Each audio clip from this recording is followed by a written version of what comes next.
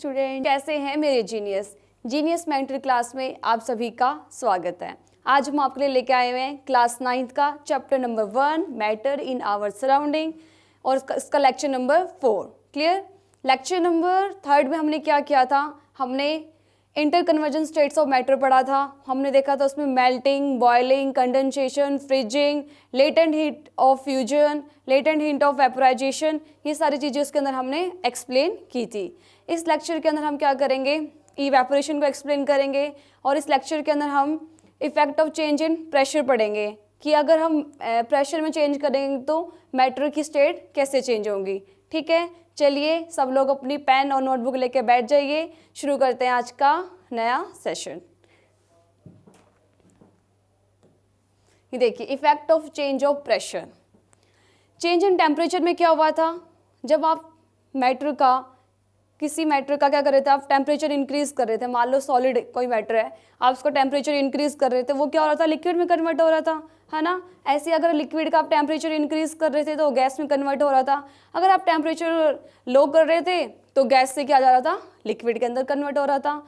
ये तो आपने पढ़ा कि टेम्परेचर का क्या इफेक्ट है ना। अब हम पढ़ेंगे इसके अंदर कि प्रेशर का क्या इफेक्ट पड़ता है मैटर की स्टेट को चेंज करने के लिए। ठीक है, अब देखो हमने पहले ही पढ़ा था कि जब हम प्रेशर अप्लाई करते हैं, या फिर हम क्या बोल सकते हैं, जो प्रेशर का खेल होता है वो सारा का सारा गैसेस के लिए होता है नॉर्मली, है ना। हमने क्या बोला था कि गैस के पार्टिकल दूर दूर होते हैं तो हम उसको कंप्रेस करते हैं। कंप्रेस मतलब क्या करना, उसको प्रेशराइज करना। किसी चीज़ को कंप्रेस करने के लिए क्या चाहिए, आपको प्रेशर चाहिए, फोर्स चाहिए, है ना। हमने कहा था कि जो हमारे पास गैसेस वगैरह होती हैं, गैसेस जैसे कि आप यूज़ करते हो अपने घर में एलपीजी सिलेंडर वगैरह यूज़ करते हो, हमने क्या कहा था, वो कंप्रेस्ड गैसेस होती है ना। कंप्रेस्ड गैसेस मतलब वो गैस होते हैं, बहुत दूर दूर पार्टिकल होते हैं उसके, आप उसको हाई प्रेशर के साथ उसमें प्रेशर अप्लाई करके उसको क्या करते हो, सिलेंडर के अंदर स्टोर करते हो। तो उसमें आप क्या कर रहे हो, प्रेशर को हाई प्रेशर दे रहे हो। हाई प्रेशर देने से क्या हो रहा है, जो गैस थी वो किस फॉर्म में कन्वर्ट हो गई है, लिक्विड फॉर्म में कन्वर्ट हो गई है। ठीक है, ऐसे आपने सीएनजी का एग्जांपल लिया था हमने। सीएनजी की फुल फॉर्म क्या होती है, कंप्रेस्ड नेचुरल गैस। ठीक है, वो तो कंप्रेस्ड गैस है। कंप्रेस्ड गैस मतलब जिसमें आप हाई प्रेशर लगा के उसको क्या कर रहे हो, लिक्विफाइड कर रहे हो। ठीक है, आपके जो ऑक्सीजन सिलेंडर वगैरह यूज़ होते हैं वो भी क्या होते हैं, कंप्रेस्ड फॉर्म में होते हैं। मतलब आप क्या करते हो, गैस को क्या करते हो, हाई प्रेशर के साथ कंप्राइज करके क्या करते हो, लिक्विड फॉर्म में कन्वर्ट कर देते हो। ठीक है, तो इसके अंदर हम यही पढ़ेंगे कि प्रेशर को चेंज करने से मैटर की स्टेट में क्या फ़र्क आ रहा है। ठीक है, अब देखो, it has been observe that and applying pressure and reducing temperature gases में बी लिक्विफाइड। ठीक है, किसी भी गैस का अगर हम प्रेशर हाई कर दे और टेम्परेचर लो कर दे उसका, तो जो गैस होती है वो क्या हो जाती है, लिक्विफाइड हो जाती है। हमने बताया आपको, जैसे वही एलपीजी वाली गैस का एग्जांपल लिया हमने सिलेंडर का। उसमें क्या होता है, आप टेम्परेचर क्या करते हो, लो कर देते हो और प्रेशर हाई कर देते हो, तो आपका क्या होता है, वो मतलब जो गैस होती है, गैस भी एक स्टेट है ना। हम तो गैस स्टेट से किस में चले जाती है, वो लिक्विड स्टेट में चले जाती है। ठीक है, वो क्या हो जाती है, मतलब हम क्या बोल सकते हैं, लिक्विफिकेशन हो जाता है, लिक्विफाइड हो जाती है gases. When we apply pressure and reduce temperature gases can be convert into liquids, that is gases will be liquefied, कि जो गैस क्या हो जाती है, लिक्विफाइड हो जाती है। The process of conversion of gas into liquid by increasing pressure and decreasing temperature is called liquidification. ठीक है, अब उस पूरे प्रोसेस का नाम क्या हो गया, उसको बोल देंगे लिक्विफिकेशन बोल दिया। ठीक है, क्लियर होगी बात। चलिए आगे बढ़ते हैं। अब देखो, ये देखो गैस है, दूर दूर थे इसके पार्टिकल्स, है ना। इसको प्रेशर लगाया है, यहाँ से हम क्या कर रहे हैं, प्रेशर लगा रहे हैं। यहाँ से हमने क्या करा, प्रेशर लगाया आपने यहाँ गैस के पार्टिकल्स से। प्रेशर लगाने से ये क्या हो गया, दब गए, और दबने से क्या हुआ, इसके जो पार्टिकल्स थे वो क्या आ गए, एकदम पास पास आ गए। इसके पार्टिकल्स पास पास आ गए तो किस फॉर्म में कन्वर्ट हो गए, लिक्विड फॉर्म में। किस फॉर्म में कन्वर्ट हो गए, लिक्विड। ठीक है, और कंप्रेस करा और इसको क्या करा, फिर हमने सिलेंडर के अंदर भर दिया। और कौन सी गैस होती है इसके अंदर, एलपीजी। एलपीजी की फुल फॉर्म में यही है ना, लिक्विफाइड पेट्रोलियम गैस। लिक्विफाइड मतलब गैस को लिक्विड बना के इसके अंदर भरा गया है, तो लिक्विफाइड पेट्रोलियम गैस। ठीक है, क्लियर होगी बात आपको। मैंने आपको सीएनजी का एग्जांपल दिया है ना, कंप्रेस्ड नेचुरल गैस। तो आपको इस तो बात समझ में आ गई होगी कि कैसे प्रेशर चेंज करने पे मैटर अपनी स्टेट को चेंज कर देता है। देखो एक और एग्जांपल बताती हूँ आपको। CO2 पता है सबको, कार्बन डाइऑक्साइड गैस होती है ना, कार्बन डाइऑक्साइड गैस होती है, वो गैस की फॉर्म में होती है। पर जब अगर हम कार्बन डाइऑक्साइड को बहुत हाई प्रेशर में स्टोर करके रखते हैं ना, तो वो सॉलिड फॉर्म में कन्वर्ट हो जाती है, ठीक है, जिसको हम ड्राई आइस भी बोलते हैं। क्या बोला मैंने, अगर CO2 क्या हमारे पास, CO2 क्या एक गैस है, इसके ऊपर अगर हम क्या करेंगे, अगर इसके ऊपर हम हाई प्रेशर अप्लाई करेंगे, क्या करा हमने, हाई प्रेशर अप्लाई करेंगे, इसको स्टोर करेंगे, तो क्या बन जाएगा हमारे पास, ड्राई आइस, ठीक है। जो हमारे पास CO2 सॉलिड फॉर्म में जो होती है, CO2 जो हमारे पास सॉलिड फॉर्म में होती है, उसको बोलते हैं हम ड्राई आइस बोलते हैं। और इसके लिए हमें क्या चाहिए होता है, बहुत हाई प्रेशर चाहिए होता है, ठीक है, समझ में आ गई बात। तो यहाँ पे भी क्या हो रहा है हमारे पास, गैस से कौन सी फॉर्म में जा रहे हैं, सॉलिड स्टेट में जा रहे हैं, गैस से सॉलिड स्टेट में जा रहे हैं, है ना। हाई प्रेशर से गैस से सॉलिड फॉर्म में भी जा सकते हैं और गैस से लिक्विड फॉर्म में भी जा सकते हैं, दोनों आपको एग्जांपल दे दिए। अगर अब CO2 है, सॉलिड फॉर्म में है, इसको थोड़ा सा स्पेस मिल गया, हल्का सा भी इसका प्रेशर कम हो गया ना, तो ये सॉलिड डायरेक्ट कहाँ चले जाएगा, गैस फॉर्म में चला जाएगा, ठीक है, बीच में लिक्विड नहीं बनेगा, सॉलिड डायरेक्ट कहाँ पहुंच जाएगा, वापस CO2 गैस में। मतलब कि जो ड्राई आइस है, CO2 सॉलिड है, CO2 गैस में कन्वर्ट हो जाएगा। क्लियर होगी बातें, चलिए आगे बढ़ते हैं।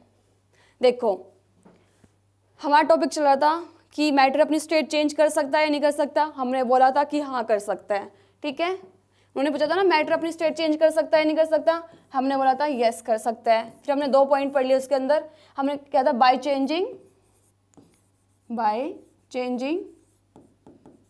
चेंजिंग टेम्परेचर, और दूसरा पढ़ा था हमने अभी हमने पढ़ा बाय चेंजिंग प्रेशर, ठीक है। ये दोनों पॉइंट हमने क्लियर कर दिए, ठीक है। ये देखो पहले क्या हमने देखा, ये लिक्विड है, देखो लिक्विड से पहले यहाँ से चलते हैं, सॉलिड से लिक्विड जा रहे हैं हम, सॉलिड से लिक्विड जा रहे हैं मतलब मेल्टिंग वाला प्रोसेस, और मेल्टिंग को हमने क्या कहा था, फ्यूजन। अब लिक्विड से गैस मतलब हमने कहा था इसको बॉइलिंग या फिर बोल सकते हैं वेपोराइजेशन, ठीक है, बॉइलिंग या फिर वेपोराइजेशन, और इसको हमने क्या बोला था, मेल्टिंग या फिर फ्यूजन। क्लियर। अब गैस से सीधा यहाँ पे सॉलिड या फिर सॉलिड से सीधा गैस गया तो उसको क्या बोलेंगे, सब्लिमेशन, ठीक है। क्या बोला मैंने, सॉलिड से सीधा गैस जाएगा तो उसको क्या बोलेंगे, सब्लिमेशन। जिसका एग्जांपल मैंने लिया था आपका नैप्थलीन बोल्स वगैरह एग्जांपल लिया था, वो क्या था, सॉलिड से डायरेक्ट गैस में कन्वर्ट हो जाती है, ठीक है। अब बात आती है कि लिक्विड से सॉलिड जाएगा, लिक्विड से क्या हो रहा है, सॉलिड हो रहा है, तो इसको फ्रीजिंग बोल रहे थे हम, या फिर सॉलिडिफिकेशन, हमने इसका दूसरा नाम भी दिया था क्या, फ्रीजिंग, ठीक है। और क्या बोला मैंने आपको, गैस से लिक्विड क्या था, कंडेंसेशन था। गैस से लिक्विड का एग्जांपल क्या दिया था आपको, जब हम पानी उबालते हैं उसमें ढक्कन लगाते हैं, वो गैस होती है, थोड़ी देर बाद जब ठंडा होता है तो देखते हैं क्या हो गया, वहाँ पे लिक्विड बन गया है, लिक्विड की ड्रॉप्स आ जाती है प्लेट के ऊपर, प्लेट के, है ना, तो ये क्या हो गया हमारे पास, कंडेंसेशन हो गया। अब गैस से सीधा सॉलिड में जाना, वो क्या हो गया, डिपोजिशन हो गया। क्लियर होगी बातें, ये सारी चीज़ें हम अभी तक यहाँ पे एक्सप्लेन कर चुके हैं। यहाँ तक का कंक्लूजन ये है, हमने सॉलिड से लिक्विड, लिक्विड से गैस, गैस से वापस सॉलिड, ये सारी चीज़ें हमने पढ़ ली है, ठीक है। अब बात आते हैं इवेपोरेशन की, कि इवेपोरेशन क्या होता है। इवेपोरेशन पढ़ने से पहले मैं आपसे एक क्वेश्चन करती हूँ। मैंने पूछा कि बिना हम टेम्परेचर चेंज कर रहे हैं ना हम प्रेशर चेंज कर रहे हैं, इन दोनों के बिना भी मैटर अपनी स्टेट चेंज कर सकता है या फिर नहीं कर सकता है, ठीक है। क्या बोला मैंने क्वेश्चन, ना तो हम टेम्परेचर चेंज कर रहे हैं ना ही हम प्रेशर चेंज कर रहे हैं, कुछ नहीं चेंज कर रहे, उसके अलावा भी क्या मैटर अपनी स्टेट चेंज कर सकता है या फिर नहीं कर सकता है। आप सोचो इसके बारे में, अपने आसपास सराउंडिंग में देखो, सोचो क्या एग्जाम्पल हो सकता है इसका। तो देखो जो नदियों का पानी होता है, बड़े बड़े समुद्रों में जो पानी होता है, क्या आप उसमें आप कुछ करते हो उसके लिए, आप टेम्परेचर देते हो उसको, कोई प्रेशर लगाते हो, कुछ नहीं करते आप, है ना। वो पानी होता है, वो क्या होता है, उड़ जाता है पानी, है ना, इवेपोरेशन बोलते हैं उसको, ठीक है। लिक्विड का भाप बन के उड़ जाना, पानी का भाप बन के उड़ जाना को क्या बोलते हैं, इवेपोरेशन बोलते हैं, है ना। हम बोलते हैं ना गर्मियों में नहरें सूखी पड़ी हैं आजकल, तो झील सूखे पड़े हैं, तो क्या सूखी पड़े मतलब वो कहाँ कैसे सूखे, उनका क्या हो गया, इवेपोरेशन हो गया है ना, मतलब धूप की रोशनी से जो आया मतलब कि सनलाइट से क्या हुआ, वो पानी इवेपोरेट होकर चला गया। ठीक है, तो आपने कुछ नहीं किया, वो खुद हो गया। ठीक है, क्लियर हुई बात आपको। इवेपोरेशन के प्रोसेस से तो वो रेन वाला सबने पढ़ा होगा ना बचपन में कि नदी पहाड़ यहाँ पे पानी होता है, पानी इवेपोरेट होता है, बादल बनते हैं, बादल टकराते हैं आपस में, फिर बारिश होती है, फिर सेम वही प्रोसीजर क्या होता है, सर्कल चलता जाता है। तो वो इवेपोरेशन का प्रोसेस ही होता है जब सनलाइट होती है जो, वो क्या पड़ती है बड़े बड़े नहरों में, समुद्रों में, नदियों में जाती है, और वहाँ से पानी क्या करते हैं, इवेपोरेट होकर ऊपर जाता है, और वहाँ से क्या बनती है, क्लाउड्स बनते हैं, और क्लाउड से फिर वो आपस में टकराते हैं और फिर बारिश हो जाती है। ठीक है, सबने वहाँ पे जरूर इस कॉन्सेप्ट को पढ़ा हुआ, इवेपोरेशन के कॉन्सेप्ट को। ठीक है, क्लियर होगी, समझ में आई बात आपको कि इवेपोरेशन क्या होता है। जनरली इवेपोरेशन सिंपल कुछ नहीं है, लिक्विड का वेपर्स में कन्वर्ट होना इवेपोरेशन होता है, और वो भी खुद बे खुद हो जाना। ये नहीं कि हम उसमें टेम्परेचर ऐसे, तो फिर हम बॉइलिंग को भी बोल सकते हैं कि पानी था, हमने उसको हीट दी थी और फिर बॉईल किया था, तो वो तब भी वेपर्स बने थे। पर इवेपोरेशन और बॉइलिंग दोनों अलग अलग चीज़ें होती है। ठीक है, बॉइलिंग में हमें हीट देनी पड़ती है ना, पर इवेपोरेशन खुद से हो जाता है, हमें कुछ हीट नहीं देनी उसके लिए, वो खुद से हो जाएगा। ठीक है, मतलब नेचुरल प्रोसेस है इवेपोरेशन। क्लियर होगी बात। तो देखो इवेपोरेशन क्या बोलता है, the change of liquid into vapour. ठीक है, लिक्विड का वेपर में चेंज होना एट एनी टेम्परेचर, किसी भी टेम्परेचर पे। बॉइलिंग में तो एक फिक्स होता था कि इसी टेम्परेचर पे, मतलब बॉइलिंग पॉइंट आएगा, उसके बाद क्या होता था, वेपर्स में कन्वर्ट होता था। पर यहाँ पे ऐसा नहीं है, किसी भी टेम्परेचर पर। The change of liquid into vapours at any temperature below its boiling point is called evaporation. ठीक है, क्लियर होगी बात, समझ में आई आपको कि उसके जो हमारे पास बॉइलिंग पॉइंट होता है ना, उससे उसके टेम्परेचर से पहले वाले टेम्परेचर पे, या फिर मतलब किसी भी टेम्परेचर पर इवेपोरेशन हो सकता है। बॉइलिंग पॉइंट में तो ऐसा नहीं था कि भाई बॉइलिंग पॉइंट आएगा उसके बाद ही चीज़ें क्या होंगी, वेपर्स में बनेंगी। ठीक है, अब बात आती है evaporation is a surface phenomena. ठीक है, जो हमारे पास इवेपोरेशन होता है वो सरफेस फिनोमिना होता है। देखो खुद सोचो, आपके पास कह रही हूँ, कोई समुद्र है, नदी है, अब पानी नीचे से थोड़ा ना उड़ता है, सीधा सरफेस से तो जाता है ना पानी, है ना।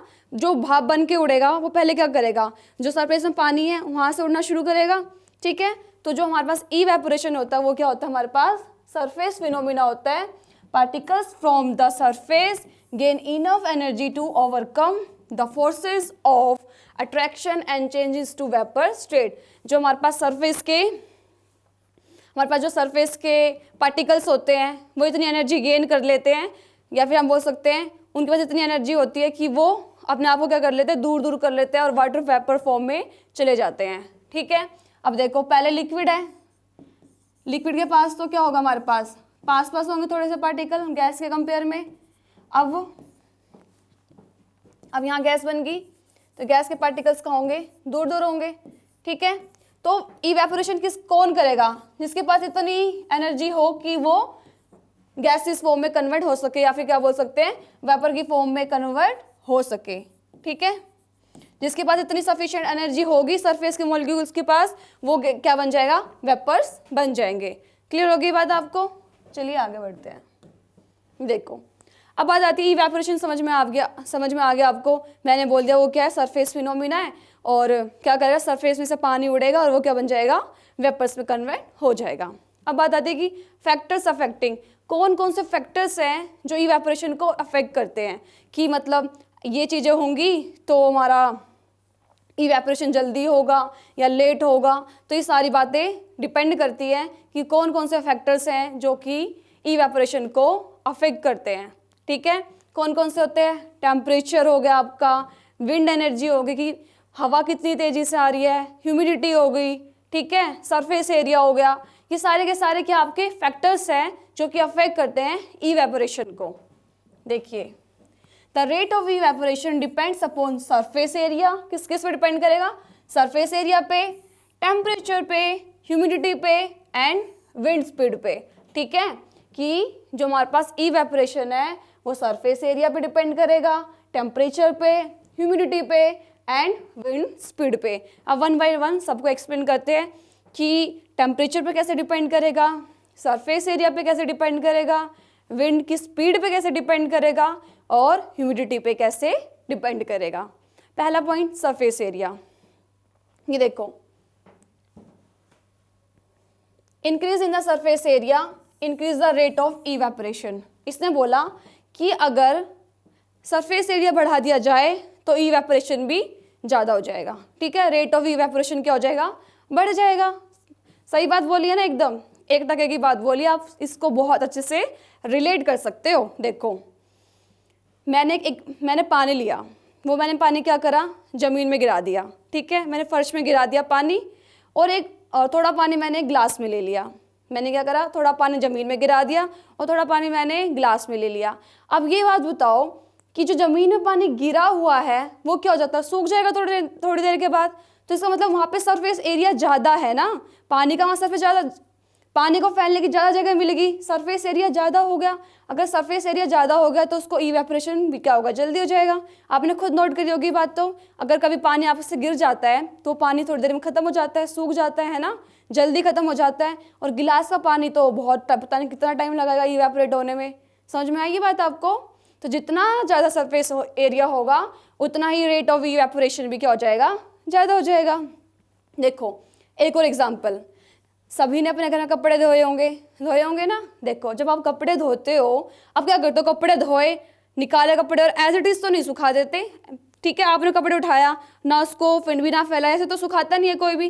क्या करते हो, कपड़े धोते हो, कपड़े निकालते हो, ऐसे फैला के फिर दीवार में टांगते हो या तार में टांगते हो, आप ऐसे ही करते हो ना। क्यों फैलाते हो आप उसको, ऐसे ही क्यों नहीं टांग देते? सिंपल सा लॉजिक, सरफेस एरिया बढ़ाते हो आप, कपड़े का सरफेस एरिया बढ़ाते हो, सरफेस एरिया बढ़ाने के लिए उसको करते हो, ऐसे फैला के डालते हो। सरफेस एरिया बढ़ेगा तो उतनी जल्दी क्या होगा, कपड़ा सूखेगा, इवेपोरेशन ज़्यादा होगा, ठीक है, इवेपोरेशन ज़्यादा होगा और फिर हमारा क्या होगा, कपड़ा क्या हो जाएगा, जल्दी सूख जाएगा। क्लियर होगी बात? तो जैसे ही जितना हम सरफेस एरिया बढ़ाएंगे उतना ही क्या हो जाएगा, हमारे पास इवेपोरेशन भी बढ़ जाएगा। क्लियर होगी बात? सरफेस एरिया वाला कॉन्सेप्ट सबको क्लियर हो गया होगा? बढ़े आगे, चलिए देखिए अब सेकंड पॉइंट क्या बोलता है, increase in temperature increases the rate of evaporation. इसने बोला कि सरफेस एरिया बढ़ाने में तो बढ़ेगा ही बढ़ेगा, अगर आप टेम्परेचर इंक्रीज कर दोगे ना तो भी इवेपोरेशन क्या हो जाएगा, बढ़ जाएगा। अब देखो इसको भी आप रिलेट कर सकते हो बहुत अच्छे से। टेम्परेचर, एक तो मैंने अपने रूम के अंदर पानी गिर दिया फर्श पे, ठीक है, मेरे से ज़मीन में पानी गिर गया है, और एक पानी घर से बाहर गिरा मैंने, ठीक है, जहाँ पे धूप आ रही है। तो पहले कौन सा पानी सूखेगा, बाहर वाला या अंदर वाला? नॉर्मल सी बात है, बाहर वाला सूखेगा, क्योंकि वहाँ पे टेम्परेचर ज़्यादा है, वहाँ पे धूप आ रही है, तो वहाँ पे इवेपोरेशन क्या हो जाएगा, जल्दी हो जाएगा। और यहाँ पे इवेपोरेशन कम होगा, कमरे के अंदर इवेपोरेशन मतलब लेट होगा, और वहाँ पे इवेपोरेशन जल्दी होगा और ज़्यादा होगा, ठीक है। तो टेम्परेचर इंक्रीज करने पे भी इवेपोरेशन ज़्यादा हो जाता है, या फिर हम बोल सकते हैं इंक्रीज हो जाता है। क्यों हो जाता है? नॉर्मल सी बात है, हमें लिक्विड से गैस में जाना है तो पार्टिकल्स को दूर दूर करना है, और टेम्परेचर का तो काम ही यही होता है ना कि पार्टिकल्स को दूर दूर कर दे, ठीक है। लिक्विड के पार्टिकल्स थोड़े से पास में है, सनलाइट से टेम्परेचर मिल रहा है उसको, तो वो क्या करेगा, अपने पार्टिकल्स को और दूर दूर करेगा, फ्रीली मूव करेगा, काइनेटिक एनर्जी बढ़ जाएगी और फ्रीली मूव करेंगे और जल्दी ही वापस में कन्वर्ट हो जाएंगे, ठीक है। क्लियर होगी बात है आपको? टेम्परेचर का समझ में आ गया आपको? चलिए टेम्परेचर समझ में आ गया, सरफेस एरिया समझ में आ गया, तो अगला लेते हैं हम ह्यूमिडिटी के बारे में। Increase in humidity decrease the rate of evaporation. सबसे पहले आपको पता होना चाहिए कि ह्यूमिडिटी क्या होती है, ठीक है। ह्यूमिडिटी क्या है? Amount of water vapour present in air. क्या बोला मैंने आपको? ह्यूमिडिटी क्या होती है?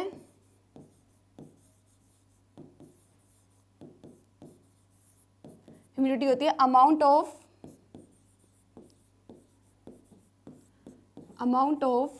वाटर वेपर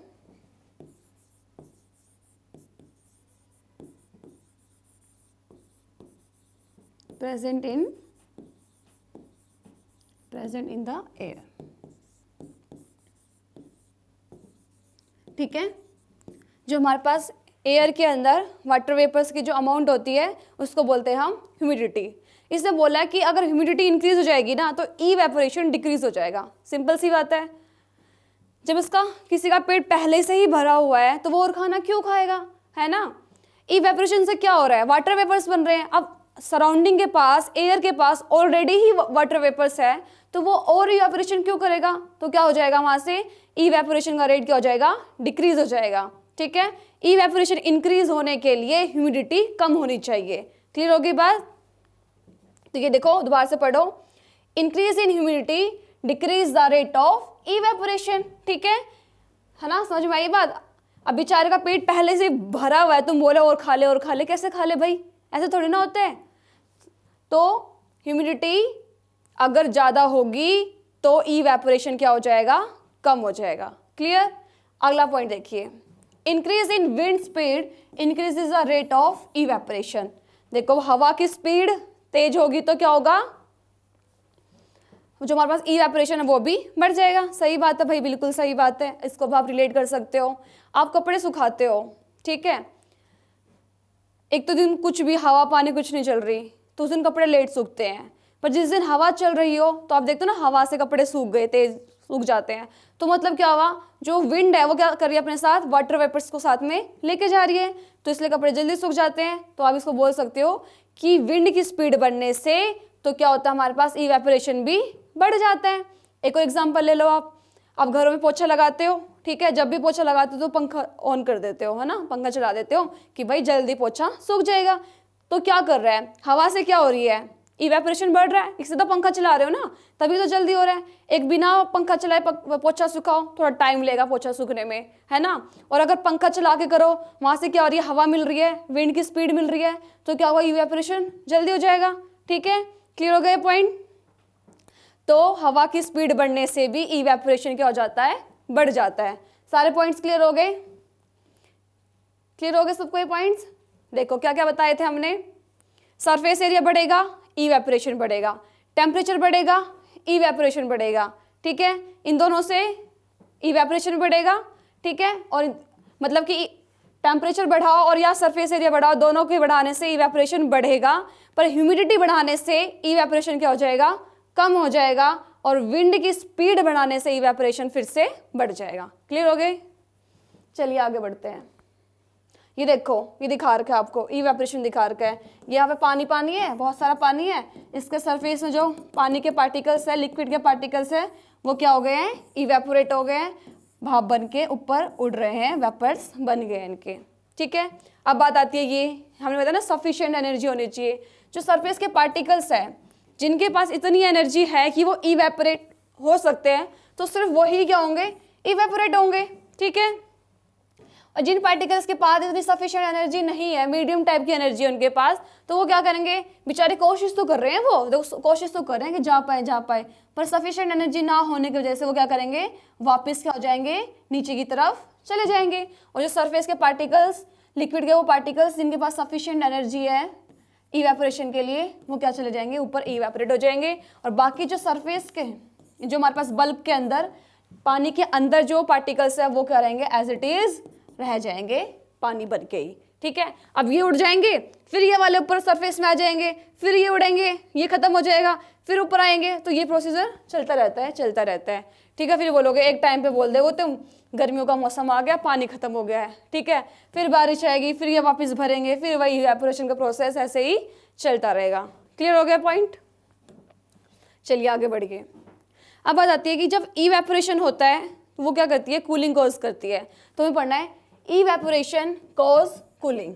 देखो इसमें क्या होता है, जब इवेपोरेशन होता है ना, किसी भी चीज़ का इवेपोरेशन हो रहा है, किसी लिक्विड का इवेपोरेशन हो रहा है, तो जो लिक्विड के पार्टिकल्स इवेपोरेट करते टाइम जो एनर्जी लूज करते हैं ना, वही एनर्जी क्या करते हैं, वो सराउंडिंग से रीगेन कर लेते हैं, और इस वजह से क्या हो जाती है, कूलिंग हो जाती है। समझ में आई आपको point?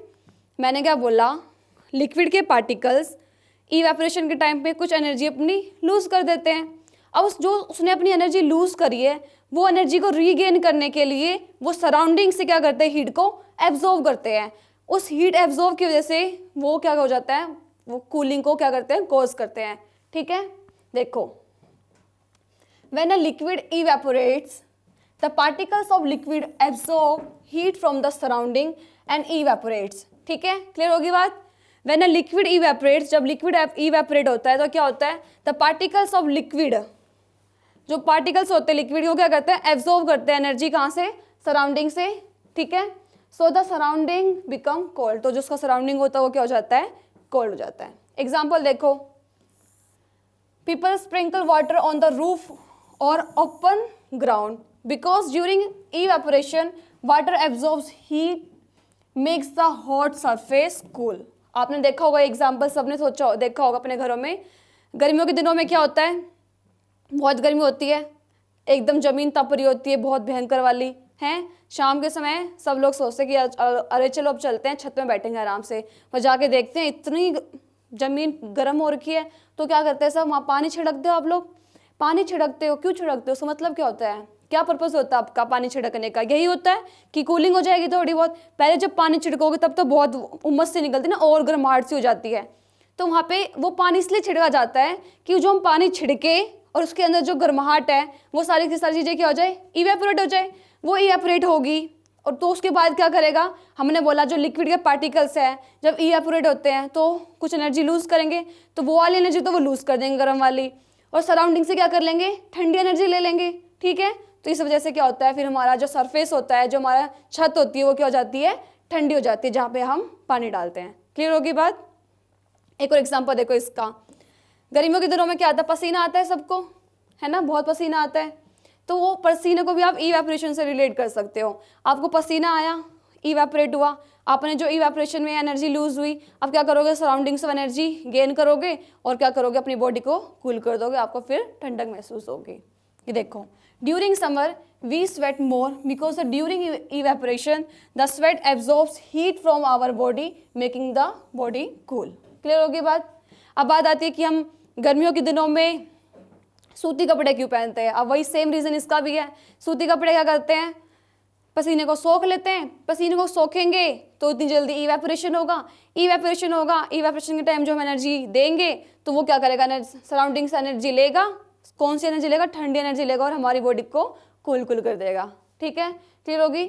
Wearing cotton clothes in summer keep us cool because cotton absorbs sweat and when the sweat evaporates it absorbs heat our body making the body cool।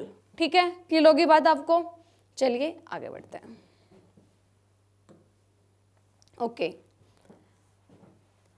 अब बात आती है बॉइलिंग और इवेपोरेशन में डिफरेंस क्या है। काफ़ी बच्चे सोचते हैं इवेपोरेशन और बॉइलिंग दोनों सेम चीज़ें हैं, पर ऐसा बिल्कुल नहीं है। ये आप काफ़ी इंपॉर्टेंट चीज़ें हैं, ठीक है, जो आप लोग नोट नहीं करते पर आपको पता होनी चाहिए कि आपका क्वेश्चन आ सकता है, बोर्ड एग्जाम में भी आ सकता है कि आपको डिफरेंस बताने हैं बॉइलिंग के अंदर और इवेपोरेशन के अंदर क्या डिफरेंस होते हैं, कि दोनों चीज़ें अलग अलग है। काफ़ी बच्चे तो 99% बच्चे सोचते होंगे बॉइलिंग और इवेपोरेशन सेम है, पर ऐसा बिल्कुल नहीं है। बॉइलिंग अलग है और इवेपोरेशन अलग है। ठीक है, तो हम इनके डिफरेंस पढ़ेंगे और इस डिफरेंस के बाद आपका जो चैप्टर है वो कंप्लीट हो जाएगा। इसके बाद हम क्या करेंगे, क्वेश्चंस करेंगे, वो हम करेंगे नेक्स्ट लेक्चर के अंदर। क्लियर। ये देखो, पहला डिफरेंस क्या बोलता है, पहला डिफरेंस बोलता है boiling occurs only when the liquid is heated. ठीक है, मैंने आपको पहली बात बताई थी, बॉइलिंग तभी होगी जब उसको आप हीट करोगे, कुछ टेम्परेचर दोगे, तभी बॉइलिंग होगी। क्लियर। और जो हमारे पास इवेपोरेशन होता है, evaporation of liquid take place on its own. ये भी मैंने आपको स्टार्टिंग में बताया था, जो इवेपोरेशन होता है वो खुद बे खुद हो जाता है। आप समुद्रों को सुखाने के लिए आप टेम्परेचर नहीं देते हो, वो एक नेचुरल फिनोमिना है जो कि सनलाइट की हेल्प से खुद हो जाता है, आप कुछ नहीं करते हो। ठीक है, तो आपको समझ में आया कि बॉइलिंग और इवेपोरेशन में पहला डिफरेंस क्या है। हमने बोला जो बॉइलिंग होता है, बॉइलिंग के लिए आपको हीट देनी पड़ेगी, पर इवेपोरेशन क्या है, खुद बे खुद हो जाएगा। सेकेंड पॉइंट बोलता है आपका boiling take place at a specific temperature known as the boiling point of the liquid। ठीक है, ये बात मैंने आपको बताई थी कि एक बॉइलिंग पॉइंट आएगा, मतलब एक टेम्परेचर आएगा जहाँ पे बॉइलिंग होनी शुरू होगी, उसी टेम्परेचर पे क्या होगा, बॉइलिंग दिखाएगा हमको। ठीक है, boiling take place at a specific temperature known as the boiling point of the liquid. पर इवेपोरेशन के लिए कोई टेम्परेचर फिक्स नहीं है, किसी भी टेम्परेचर पे इवेपोरेशन हो सकता है। Evaporation take place at all temperature. ठीक है, क्लियर होगी। थर्ड पॉइंट क्या बोलता है, थर्ड पॉइंट बोलता है boiling occurs from the surface as well as from the below the surface of the liquid. जो बॉइलिंग होती है वो सरफेस से भी होगी, सरफेस के नीचे वाले पानी से भी होगी। हमने स्टार्टिंग में जब हमने बॉइलिंग को एक्सप्लेन किया था तब बताया था मैंने आपको कि बॉइलिंग क्या होता है, एक बल्क फिनोमिना होता है। बॉइलिंग क्या होता है, एक बल्क फिनोमिना। बल्क फिनोमिना मतलब बिल्कुल गहराई तक। तो जो हमारे पास बॉइलिंग होती है वो सरफेस से भी होती है, सरफेस के नीचे जो चीज़ें पार्टिकल है पानी के गहराई में, सिंपल हम वर्ड यूज़ करेंगे तो जो हमारे पास बॉइलिंग है वो क्या है, एक हमारा बल्क फिनोमिना है। ठीक है, अब बात आती है इवेपोरेशन की। तो इवेपोरेशन क्या है, एक सरफेस फिनोमिना है। सबसे पहले बताई थी मैंने आपको ये बात, क्या बताई थी मैंने, जो हमारे पास इवेपोरेशन है वो क्या है, एक सरफेस फिनोमिना है। और वो कहाँ पे अकर होगा, सिर्फ सरफेस में होगा। सरफेस फिनोमिना मतलब जो सरफेस में हो। ठीक है, evaporation is a surface phenomena and occurs only from the surface of the liquid. Liquid के सिर्फ और सिर्फ सरफेस पे ये होता है। फोर्थ पॉइंट बोलता है no cooling is caused during boiling. Boiling के टाइम में कोई कूलिंग कॉज नहीं होती है। ठीक है, इवेपोरेशन के लिए अभी हमने पढ़ा था cooling is always caused during evaporation. ठीक है, जब भी इवेपोरेशन होगा तो वहाँ पे कूलिंग होगी। क्लियर होगी बातें, ये सारे पॉइंट्स आपको क्लियर हो गए होंगे। ठीक है, होप सो आपको सारा चैप्टर कंप्लीट समझ में आ गया होगा। बाकी जो डाउट्स होंगे वो जब हम क्वेश्चंस करेंगे, अपने कॉन्सेप्ट्स वहाँ पे अप्लाई करेंगे, तब आपको सारी की सारी चीज़ें एकदम क्रिस्टल क्लियर हो जाएंगी। ठीक है, बने रहिए हमारे साथ और आप ये सारे के सारे नोट्स प्रॉपर बनाइए। ठीक है, मिलते हैं नेक्स्ट लेक्चर में। नेक्स्ट लेक्चर में हम क्या करेंगे, कुछ क्वेश्चंस डिस्कस करेंगे एनसीईआरटी के, फिर आपका ये चैप्टर अच्छे से कंप्लीट हो जाएगा। बाकी जो आपके कॉन्सेप्ट वाला पोर्शन था वो तो यहाँ पे आज कंप्लीट हो गया है। Thank you.